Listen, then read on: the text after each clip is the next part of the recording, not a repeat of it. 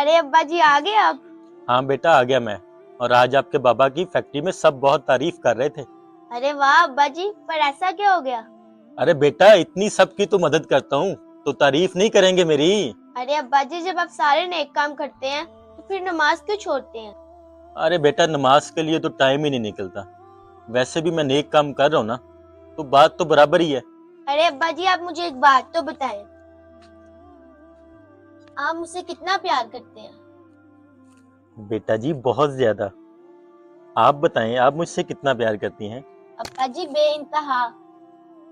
अच्छा बेटा ये सब छोड़ो, एक कप चाय तो पिला दो गर्मा गर्म। अब्बा जी हम आपके नौकर नहीं हैं, अपने हाथ से जाके खुद बना लें। अरे अभी तो आप बड़ा प्यार दिखा रही थी, अब क्या हो गया? अरे अब्बा जी, प्यार तो हम आपसे करते हैं, पर मेरे प्यार का इस बदतमीज से क्या लेना देना? मुझे क्या बेवकूफ समझा तुमने? इतनी बदतमीजी से बात कर रही हो, बोल रही हो कि प्यार? क्यों अब्बा जी, प्यार में इज्जत देना जरूरी है? बिल्कुल, इज्जत के बिना प्यार के कोई मायने नहीं है। कमाल है, आप ये तो मानते हैं कि इज्जत के बिना प्यार के कोई मायने नहीं है, लेकिन नमाज के बिना भी बाकी नेकियों के कोई मायने नहीं है। आप ये मानने को तैयार नहीं। अच्छा अब्बा जी आप बैठिए, मैं आपके लिए चाय बना कर लाती हूँ।